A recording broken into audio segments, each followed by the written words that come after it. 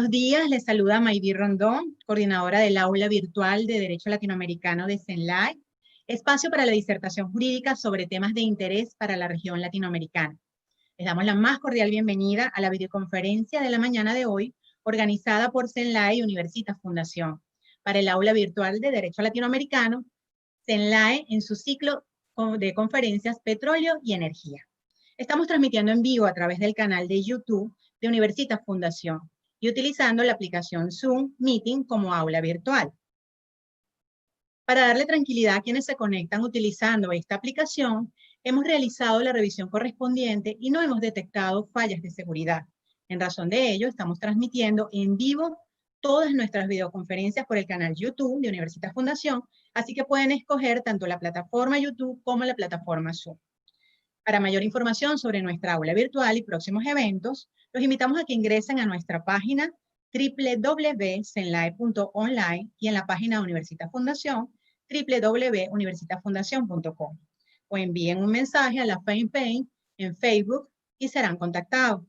La conferencia de hoy está titulada Transición Energética y estará a cargo de la profesora Marisol Anglés Hernández. La conferencia abordará el tema de la perspectiva de cómo superar la emergencia ambiental y el consecuente cambio climático que experimentamos y que si esto constituye dos de los grandes retos de la humanidad, lo que implica replantear el modelo económico y los estándares de bienestar apuntalados en él. A su vez, la profesora desarrollará, entre otros, todos estos esfuerzos que resultan ineludibles trabajar en la transición energética desde una perspectiva multidimensional y multiescala, que sea más incluyente y proponga mejores condiciones de acceso a la energía fundamental para el ejercicio de los derechos. Nuestra invitada de hoy es la profesora Marisol Anglés Hernández. Vamos a hablar sobre su resumen curricular. Nuestra conferencista es doctora en Derecho Ambiental por la Facultad de Derecho de la Universidad de Alicante, sobresaliente cum laude por unanimidad. Es licenciada en Derecho por la Facultad de Derecho de la Universidad Nacional Autónoma de México.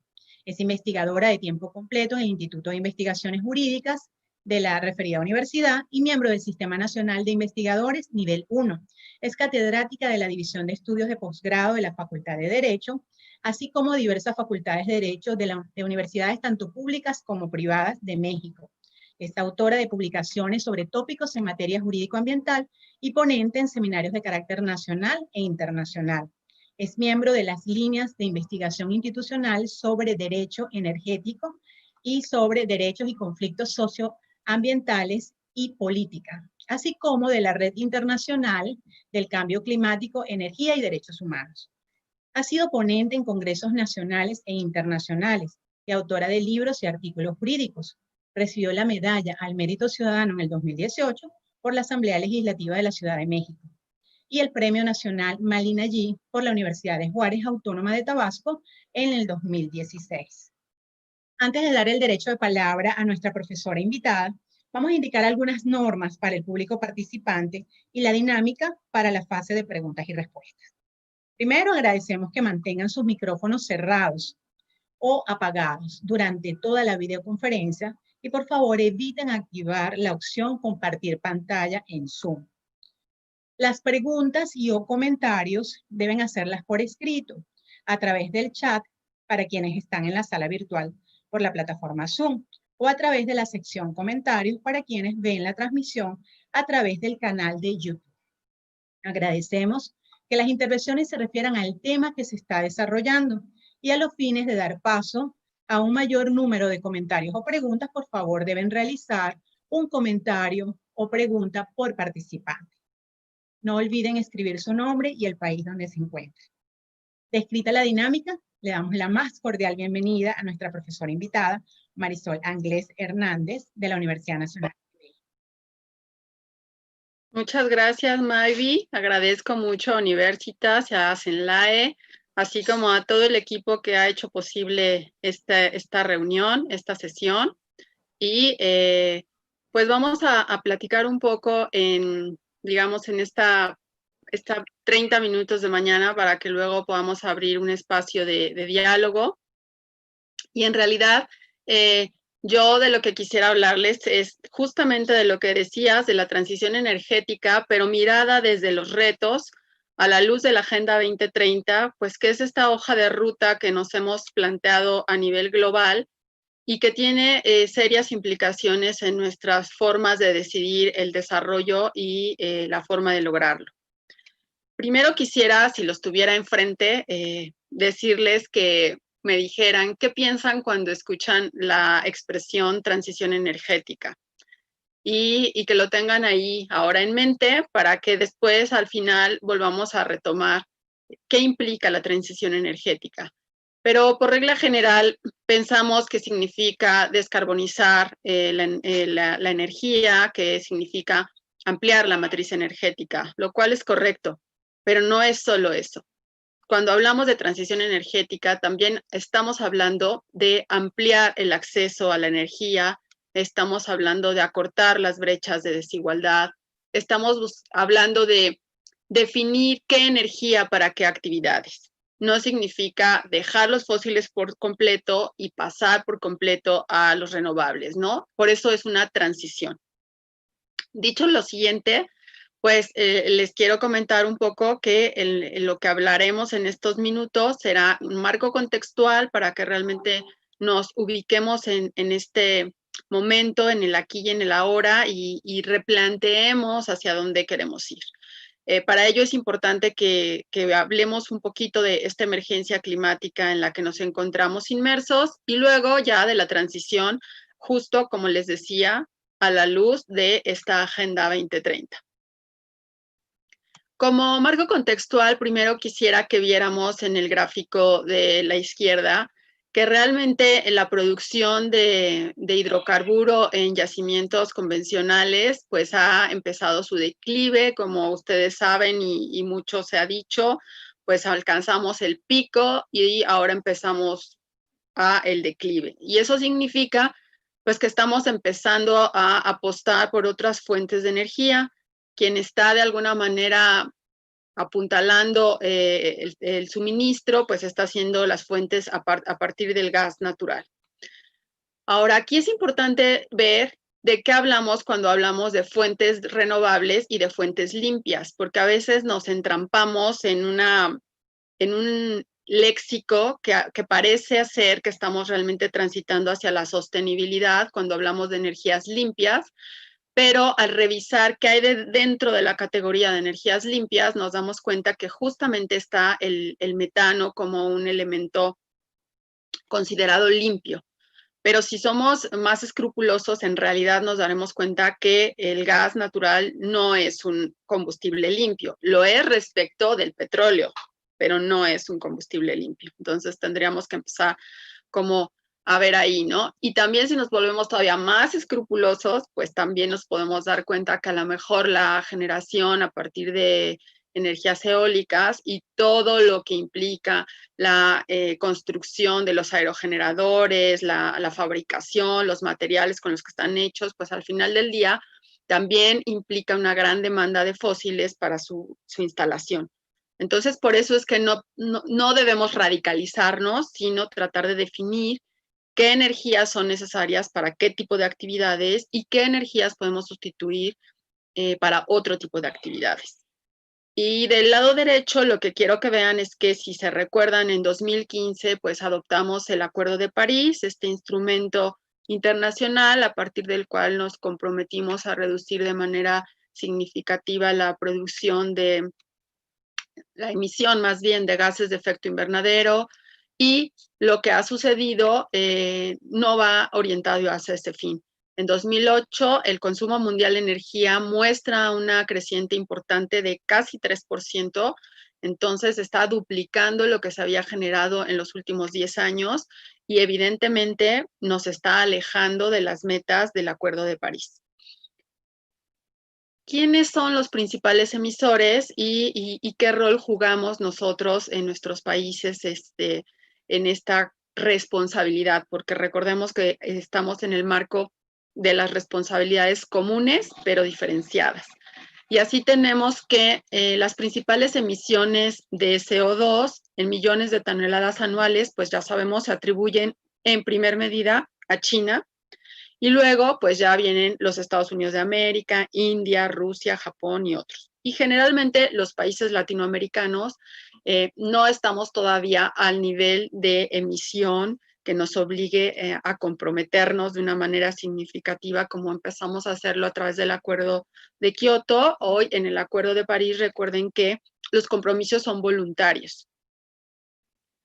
Entonces, hoy en realidad estamos viviendo esta emergencia climática. Ustedes saben que el Panel Intergubernamental de Cambio Climático, que es este organismo internacional de expertos, ha evidenciado que es necesario reducir las emisiones netas globales de CO2 porque el cambio climático antropogénico, es decir, que estamos produciendo los seres humanos, es muy relevante y necesitamos generar un cambio significativo en ello. Este panel determinó que aproximadamente el 45% de los gases debemos reducirlos para el 2050 y porque ya estamos en 2030 y la verdad es que estamos en 2020, estamos a 10 años del 2030 y como les mostraba en las gráficas y lo podemos seguir buscando en diferentes instrumentos internacionales que dan cuenta del avance, no estamos yendo hacia allá.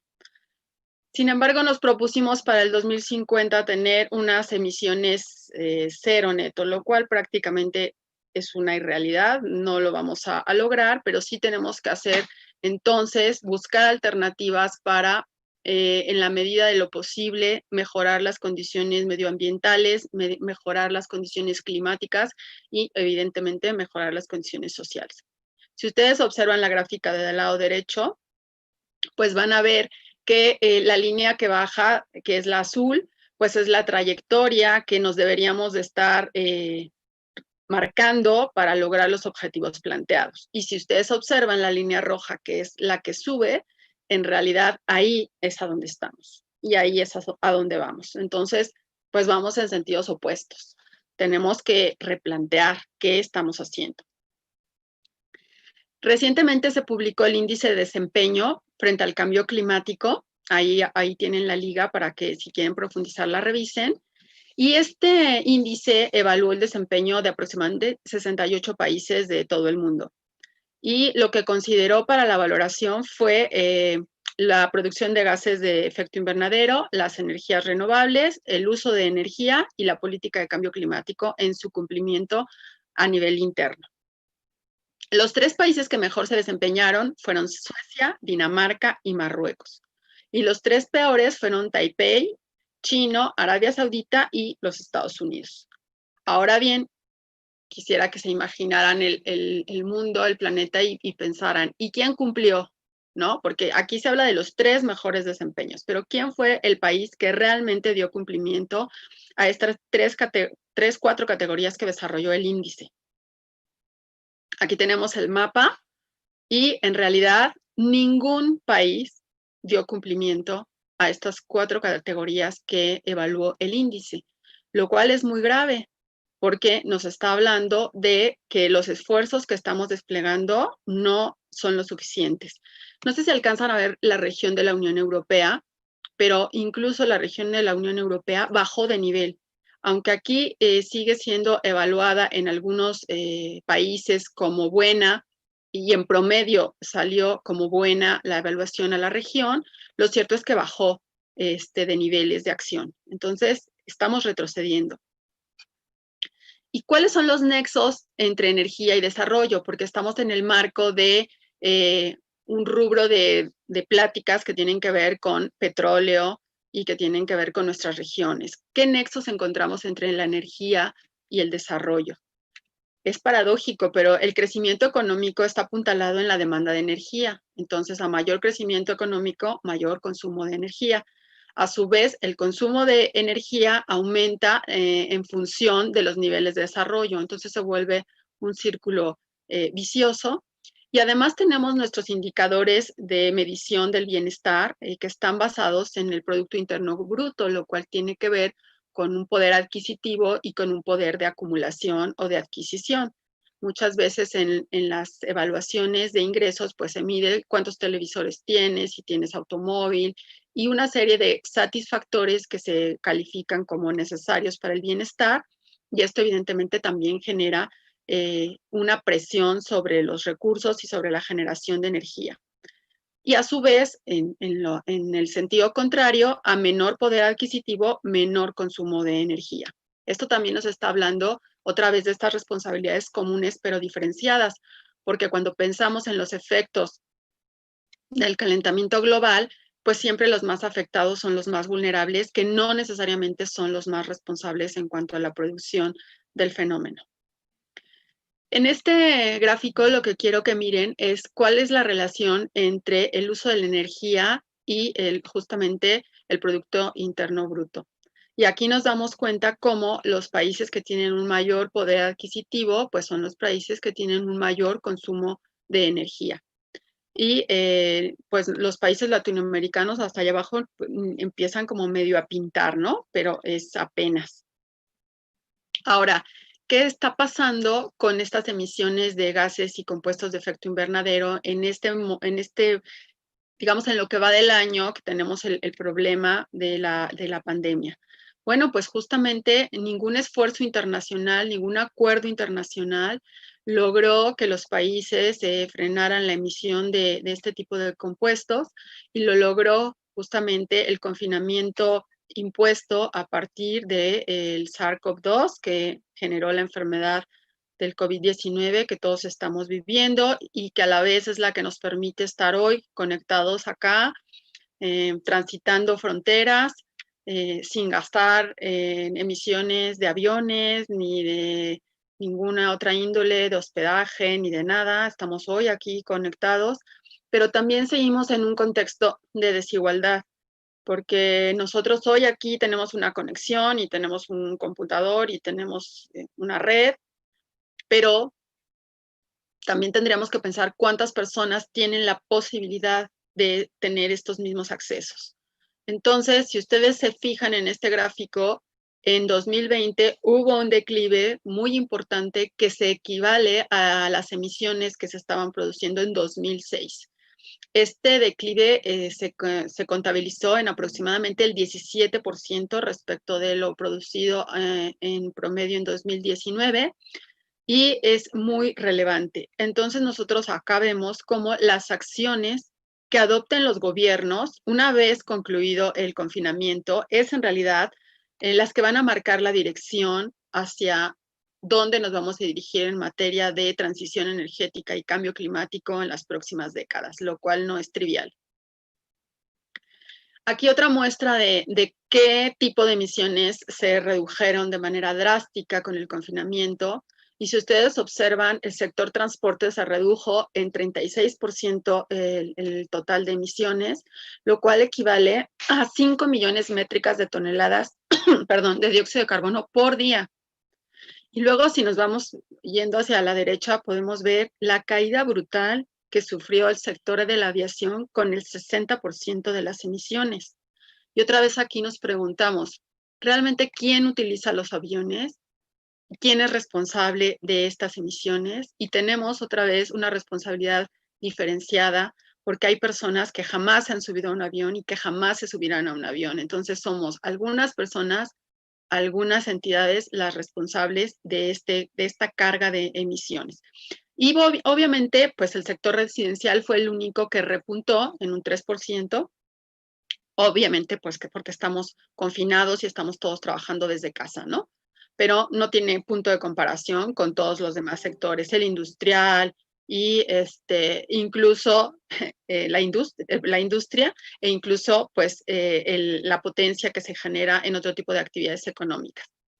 La evidencia demuestra que son indispensables cambios estructurales en el sistema energético para que el mundo realmente pueda reducir de manera significativa y sostenible la cantidad de emisiones que estamos generando. Ahora la preocupación es que pueda haber un rebote si justificamos en torno a la recuperación económica el uso intensivo de energía.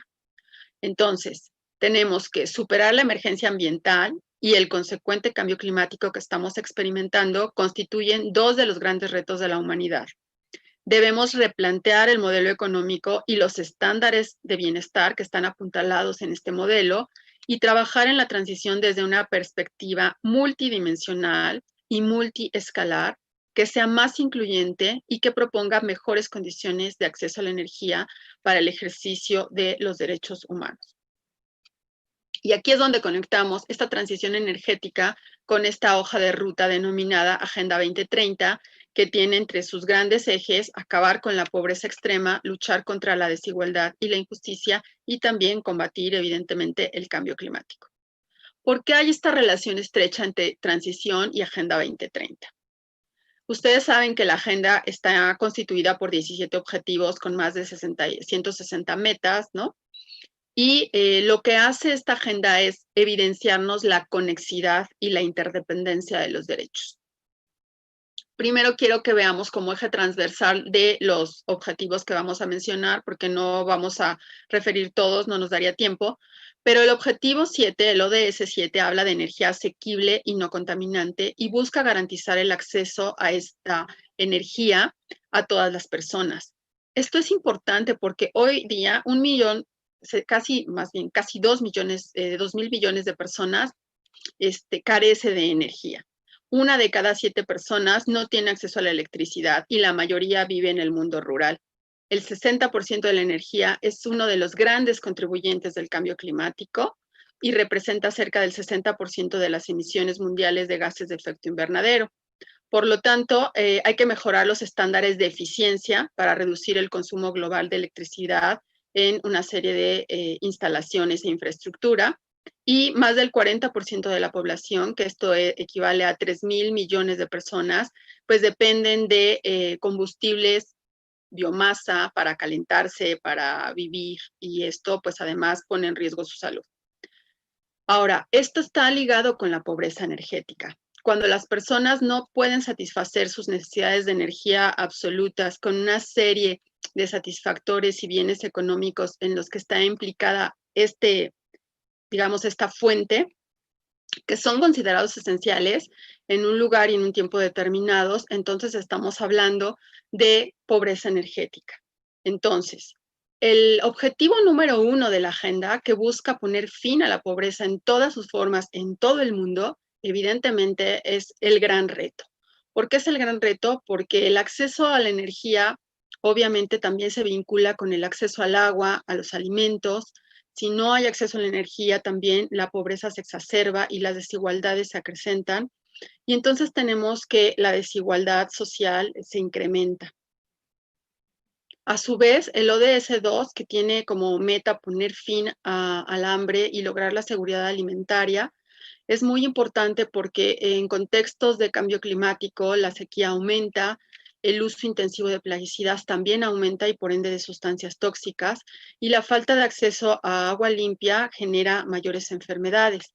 Por tanto, necesitamos desarrollar políticas públicas sobre agroecología, sobre huertos de autoconsumo para reducir la huella de carbono y también impulsar la energía solar para las comunidades, pues también es importante que veamos que 1 de cada 7 personas carece de energía, como decíamos, en las áreas rurales del mundo en desarrollo, que son nuestras áreas. A su vez, el objetivo 3, que tiene que ver con salud y bienestar, nos muestra cómo hoy día que estamos viviendo este proceso de pandemia, el acceso a la salud es fundamental, el acceso a la energía también. La gente que ha necesitado ser intubada forzosamente necesita de energía. Necesitamos la energía para bombear agua, para que funcionen los centros hospitalarios, los servicios energéticos son fundamentales para luchar y prevenir contra las enfermedades, ¿no? Garantizar la educación inclusiva y equitativa. Lo hablaba tras bambalinas justamente con nuestros asistentes del aula CENLAE. ¿Cómo estudian los chicos sin energía? ¿Cómo estudian los chicos sin acceso a las redes? ¿Cómo pueden aprovechar la educación en las aulas donde no hay electrificación? Evidentemente, esto es un reto que tenemos que resolver con fuentes alternativas de energía, por ejemplo, a través de paneles solares en las escuelas que están en los ámbitos rurales. y lograr la igualdad entre los géneros y el empoderamiento a todas las mujeres y niñas, que tiene que ver con el Objetivo de Desarrollo Sustentable número 5, también está vinculado de manera estrecha con el acceso a la energía. Recordemos que el alumbrado da seguridad al tránsito de las mujeres, y cuando no existen fuentes de energía, suministros eléctricos, son ellas y los niños quienes tienen que ir a recoger los combustibles para poder cocinar y para poder calentarse. Entonces, los derechos correlativamente a la educación, a la salud, al desarrollo, se ven comprometidos al no garantizar el acceso a la energía a las mujeres, a las niñas, a los hogares fundamentalmente. Y el tema del agua, pues nuestra principal, digamos, mandato hoy en tiempo de pandemia es lavarnos las manos con agua y jabón frecuentemente. Es un mandato que lo repetimos y lo escuchamos con regularidad y facilidad, pero es un mandato que no todo el mundo puede llevar a la práctica. 785 millones de personas hoy día carecen de servicios básicos de agua potable, y aproximadamente 2 de cada 5 personas en el mundo no tiene una instalación básica de agua y saneamiento en su hogar. Entonces, además hay que pensar que llevar el agua a los hogares en muchas ocasiones implica el bombeo, por lo tanto también necesitamos de la electricidad. Entonces, es muy preocupante que en marzo de este año la UNICEF haya alertado que el 40% de la población en el mundo carece de instalaciones de lavado de mano de agua y jabón en sus hogares, y el 47% de las escuelas está en esas condiciones. Esto afecta a 900 millones de niños en edad escolar. Entonces, no solo tenemos el problema de la deficiente educación por la falta de energía eléctrica, sino también tenemos el deficiente desarrollo que implica a nuestros niños porque no pueden ir a la escuela por ir a recoger los combustibles, y también el riesgo a su salud por no tener los elementos necesarios básicos para asearse. Esto se agrava en las poblaciones que viven en condiciones de marginación y pobreza, y en los establecimientos sanitarios que incluso llegan a carecer de este servicio de agua potable.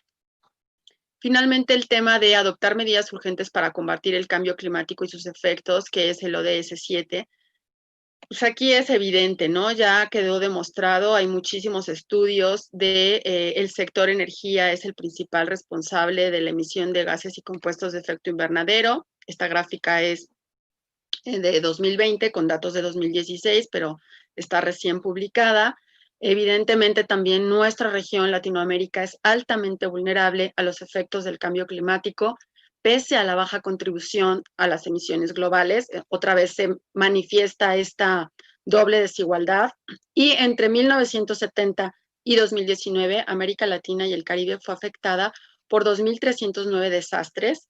Acuérdense que no hay desastres naturales, los desastres son socialmente construidos, pero estos desastres están atribuidos al clima, a los fenómenos climáticos y a la mala decisión de políticas públicas que en combinación dan lugar a los desastres.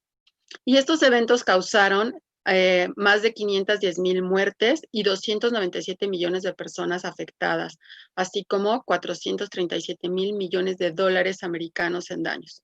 Estos costos están asociados a los principales impactos físicos relacionados con el aumento de 2.5 grados centígrados de la temperatura, y han oscilado entre el 1% y el 5% del Producto Interno Bruto de la región.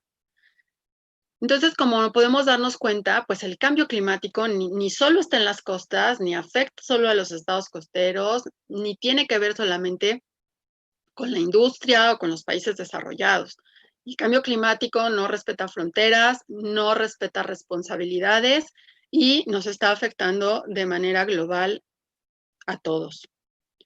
Por lo tanto, si nosotros buscamos hoy día en tiempo de pandemia reducir, aligerar, trasladar nuestras responsabilidades asumidas en torno a la reducción del problema, en realidad estamos comprometiendo no solo las obligaciones climáticas, sino estamos comprometiendo la sustentabilidad del planeta, la salud de las personas y la vida misma. Uno se pregunta, ¿por qué si desde la OMS y todas las reuniones internacionales, esta misma reunión y tantas otras se han llevado a cabo virtualmente?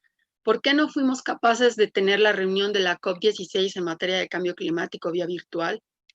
¿Por qué mejor decidimos trasladarla al 2021? Esto nos está hablando de nuestro compromiso climático.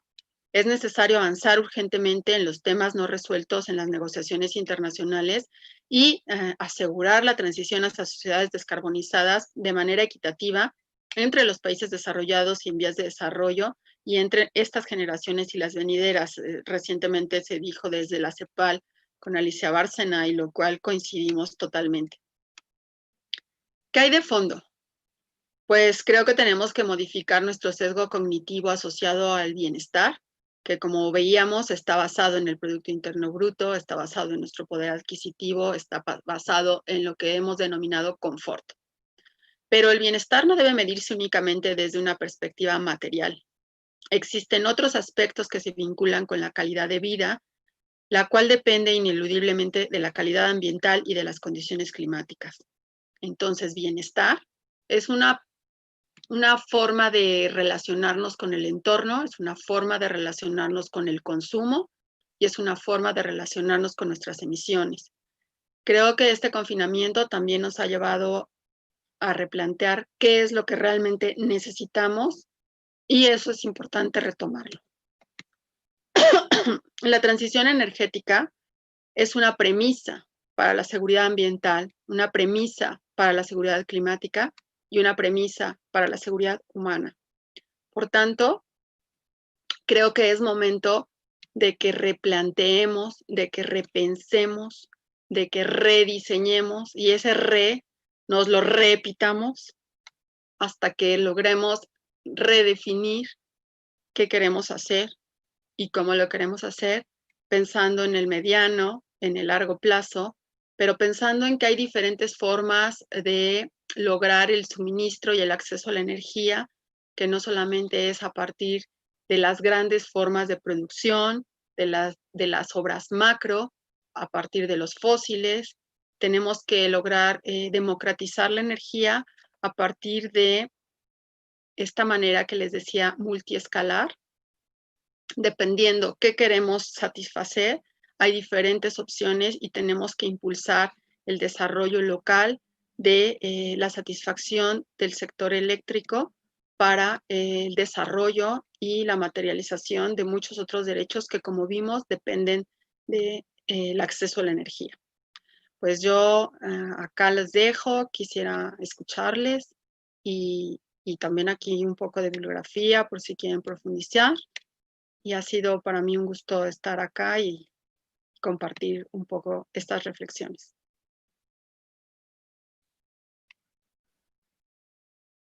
Gracias a la profesora Marisol Anglés Hernández, extraordinaria exposición que no solamente nos da un panorama del derecho latinoamericano, sino que nos da un panorama de lo que está pasando a nivel mundial y nos hace reflexionar sobre cómo debemos comportarnos para mejorar lo que está ocurriendo a nivel mundial con el calentamiento global.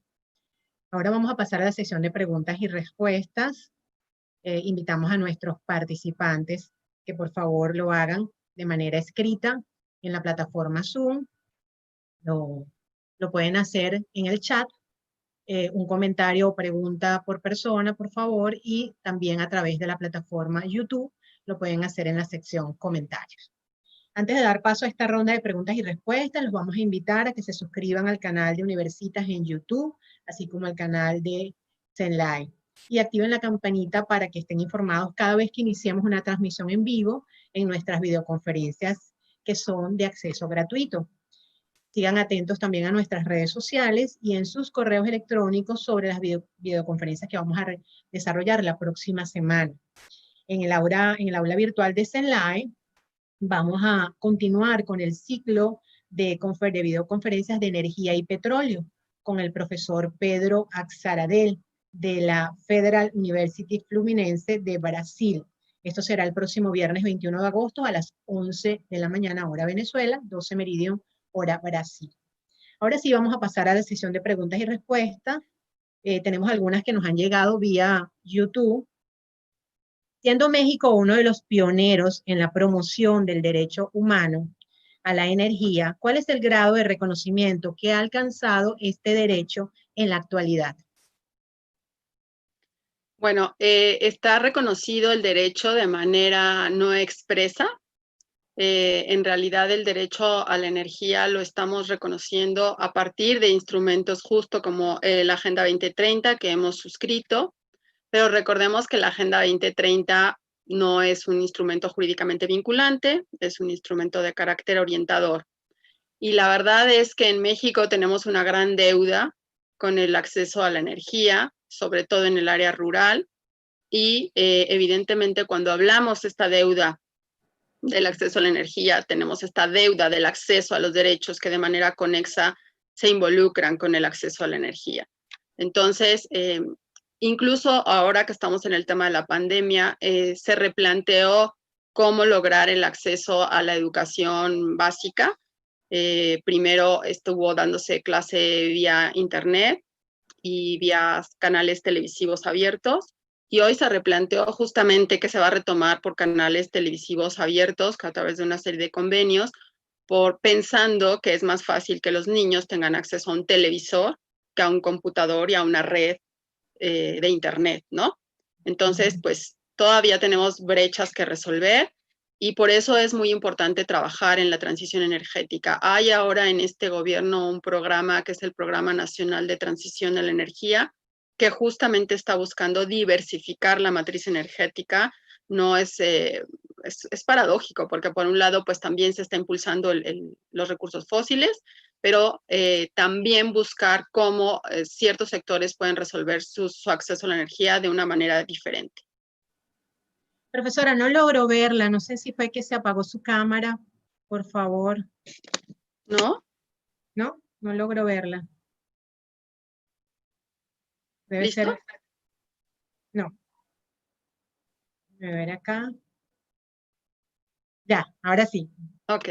Continuamos con las preguntas. Tenemos algunos comentarios de Alejandra Zúñiga desde México. Nos dice: felicidades, doctora Marisol. Desde YouTube, Francisco Sánchez nos señala: buenos días, doctora. Ante el cambio climático y el cumplimiento de los ODS, ¿qué nos puede decir en relación con la energía oceánica o maremotriz como fuente alternativa de generación? Bueno, creo que es una gran, digamos, una gran posibilidad, sobre todo en un país como México, que tiene más de 11,000 kilómetros de litoral. Entonces es una fuente de energía, digamos, que está ahí, pero obviamente tiene sus implicaciones tecnológicas y como muchos países ricos en recursos fósiles, como Venezuela, como nosotros, como tantos otros, pues primero apostamos a ese recurso, ¿no? Que estaba más disponible y nos hemos de alguna manera fosilizado. Ahora que estamos en este proceso de descarbonización, pues evidentemente estas energías se abren como una gran alternativa y como una gran opción, pero acuérdense que nada es en total la panacea. Por eso les decía al principio que no divorciar o no decir todo para allá o todo para acá, sino ver qué tipo de energía podemos aprovechar, en qué lugares, porque también tenemos que ver pues la posibilidad de garantizar los derechos de las personas y de las comunidades que están asociadas a eso. Luego pensamos en el proyecto como para resolver el tema de la energía, pero no pensamos a costa de qué, los impactos sociales, los impactos ambientales, o sea, tenemos que aprender a mirar las cosas desde una manera más integral, pero sí es una gran oportunidad para los países que tenemos litoral. Yes. Desde YouTube, Américo Gómez: buenas, ¿cómo vamos a hacer equipos tales como sin producir contaminación, eólicos y cualquier otro equipo? Yo creo que solo con el hecho de levantarnos cada día y empezar a respirar, estamos provocando contaminación. O sea, esa mirada de producir algo sin contaminación creo que es imposible. Lo que tenemos que ver es cómo podemos reducir esos niveles de contaminación, cómo podemos diferenciar. Por ejemplo, si nosotros vamos a hacer, no necesitamos tener grandes hectáreas de eólicos, ¿no? A lo mejor pueden ser espacios más pequeños dependiendo del lugar, diversificar esta matriz de acuerdo a la realidad y a las condiciones, pero también a las necesidades de los locales, porque a veces pensamos en satisfacer las necesidades de las grandes urbes, de las grandes ciudades, y otra vez lo que hacemos es acrecentar las desigualdades, generar una carga para los que no tienen el problema, ahora les dejamos ahí el problema, y además, paradójicamente, generamos energía a partir de sus espacios o de sus recursos y ellos no tienen energía. Eso es lo que tenemos que empezar a romper, esas desigualdades. ¿Qué se pronostica para la erradicación de la pobreza energética en países en desarrollo para la próxima década en función de su desarrollo económico? Justamente tener, por ejemplo, mini hidráulicas, mini eólicas, paneles solares, todo esto que requiere en principio de un apoyo, de un acompañamiento y finalmente de fortalecimiento de capacidades. Eso es lo que tenemos que hacer, olvidarnos de los mega proyectos. Desde YouTube, Oliver pregunta, doctora, buenos días, ¿qué opina de la construcción de refinerías en este momento en el mundo? ¿Existe consecuencias ante el incumplimiento del Acuerdo de París para los firmantes? Sí, por supuesto.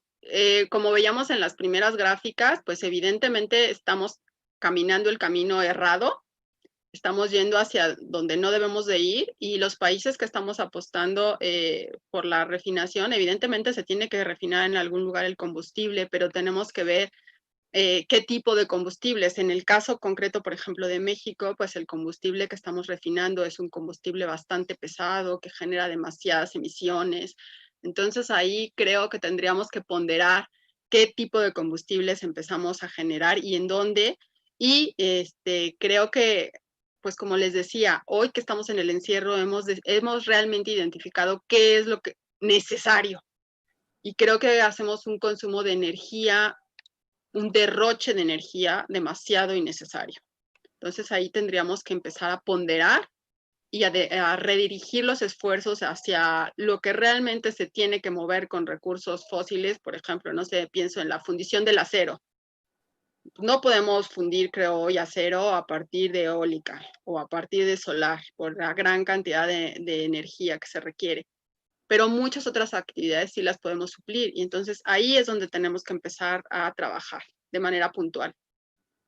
Desde YouTube, saludos, debería cambiar el rol de la hidroelectricidad en el sistema. ¿Cuál sería la mejor manera de aprovechar el valor de esta flexibilidad cada vez más valiosa, pero a su vez más escasa que ofrecen los embalses hidroeléctricos en Brasil? ¿Podría Brasil llegar a ser la batería para una Latinoamérica integrada?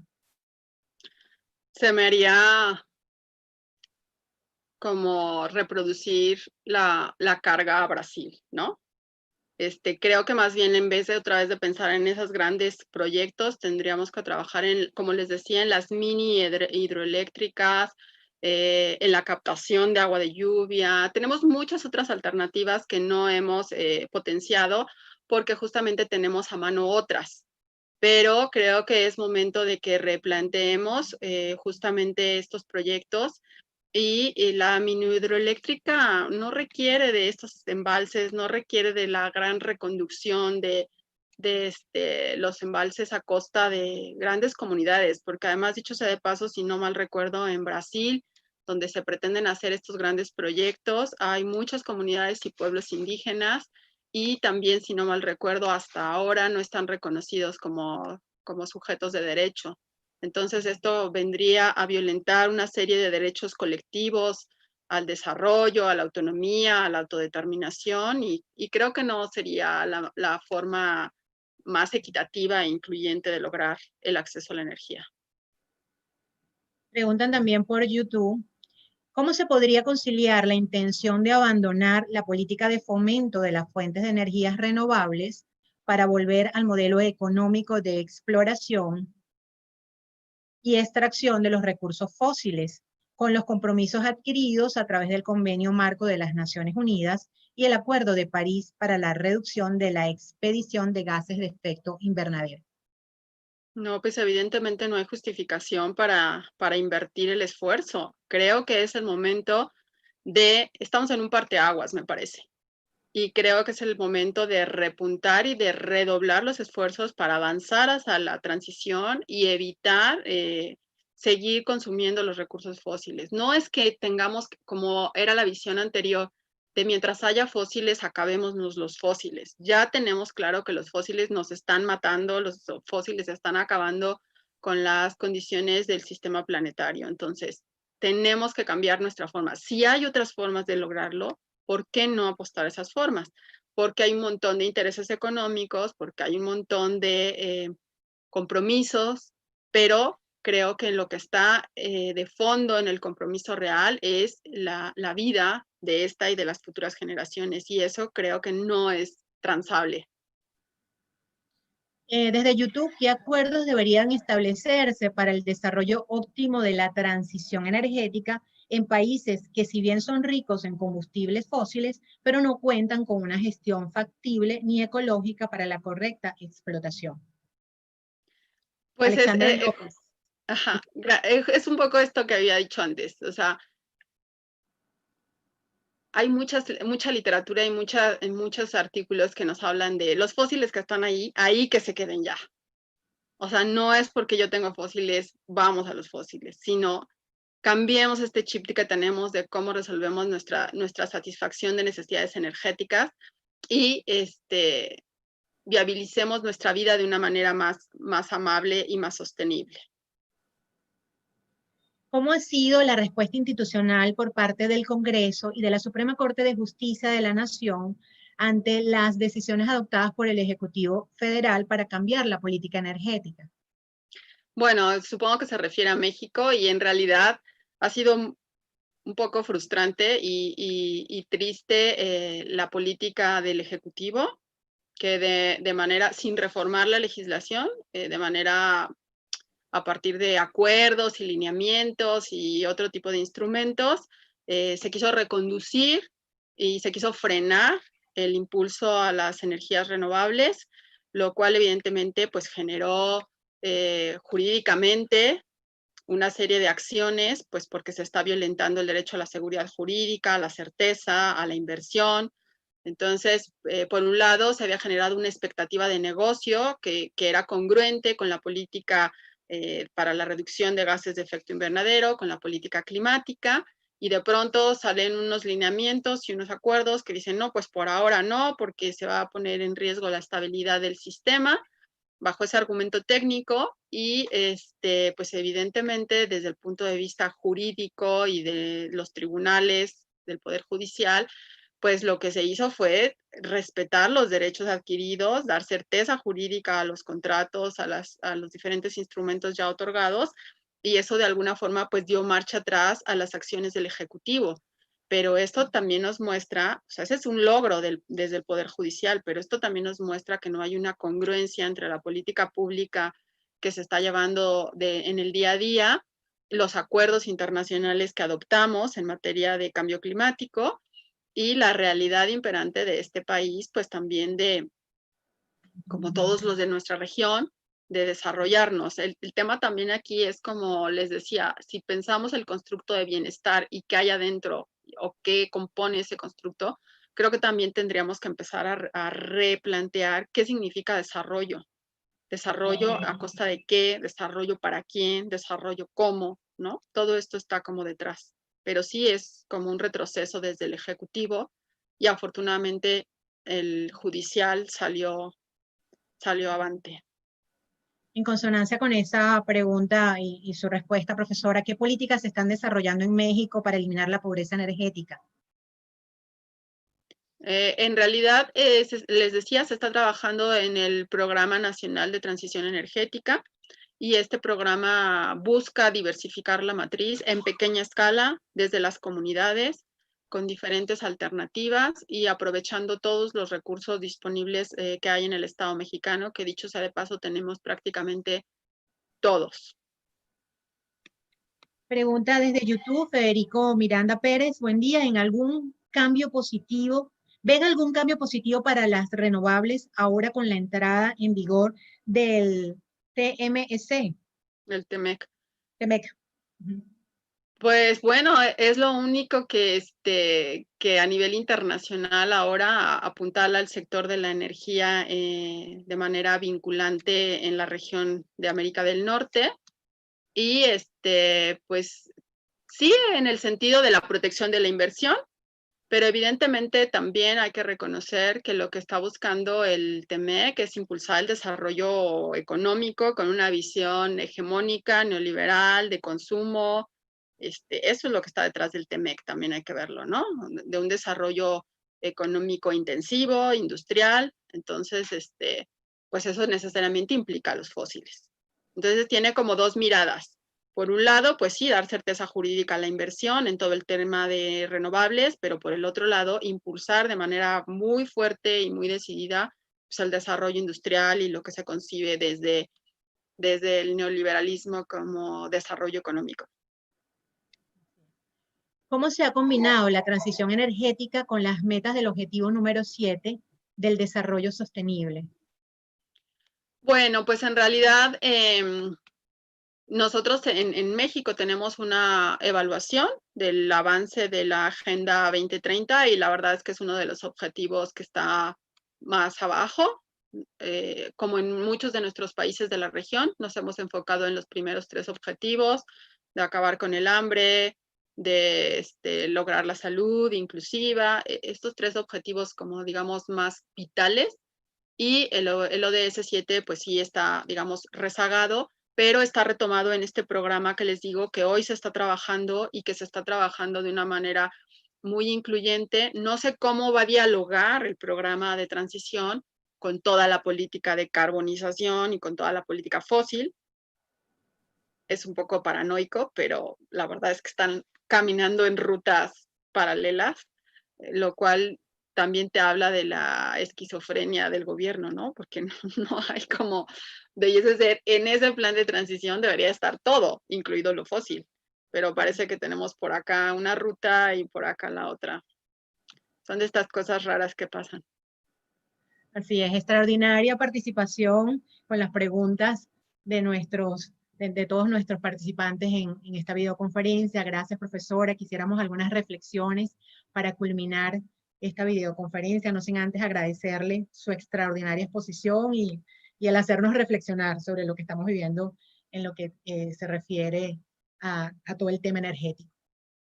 Pues muchas gracias, Mayvi, muchas gracias a todos y a todos los que estuvieron acá siguiéndonos y también intercambiando con nosotros. Al final siempre creo que lo más rico de esto es poder abrir un diálogo y tener una charla, ¿no? Y no solo monólogos. Pero creo que el tema de la transición energética, el tema de la demanda de energía y el tema del cambio climático son cuestiones que no solamente se atribuyen o podemos atribuir a los estados, son cuestiones que tienen que ver con la suma de cada una de las acciones de nosotros y a veces también eso lo eludimos. Decimos, no, es que el país, el gobierno, pero y nuestra parte y nuestra contribución y nuestra definición para que esto siga por esa ruta. Entonces creo que es un momento interesante para que repensemos desde lo local. Cuando digo lo local, no me refiero a mi pueblo y a mi comunidad, me refiero a mi espacio, a mi casa, a mi familia, ¿no? Qué es lo que hacemos, qué es lo que necesitamos, qué es lo que realmente podemos ya dejar de utilizar, de lo que podemos prescindir. Este momento les decía, de encierro nos ha enseñado, creo, y sería bueno que lo dejáramos como un aprendizaje permanente, que hay muchas cosas que podemos evitar y otras que podemos utilizar u optimizar de mejor manera. Y eso tiene que ver incluso con el consumo, con nuestros desechos, con nuestros alimentos, con muchísimas cosas que no nos damos cuenta, pero que tienen un efecto climático, que tienen un efecto de demanda de energía y que tienen un efecto también en que nosotros contribuimos o no a acrecentar las desigualdades con los demás. Hoy también lo que hemos visto con la pandemia es que todos los que estamos aquí conectados hoy somos privilegiados, todos, y que hay gente que realmente la está pasando mal, que hay gente que realmente está comprometiendo su supervivencia del día a día, y esto es muy delicado y tiene que ver con un tema, pues, de pensar, ¿no? más solidariamente con el otro. Entonces, en ese sentido, creo que podríamos repensar como individual, como familia, como localidad, como países, y replantear. Creo que es posible, estos meses lo han demostrado, es posible. Es un tema también, creo, de voluntad política. Así es. Muchísimas gracias, profesora. De verdad que por parte de Senlai y de Universitas Fundación, le agradecemos esta videoconferencia y esperamos verla muy pronto, tenerla nuevamente. Pues yo también les agradezco, fue un gusto estar con ustedes y también agradezco la invitación y a todos los que hicieron posible la sesión. Muchas gracias. Hasta pronto y feliz día para todos.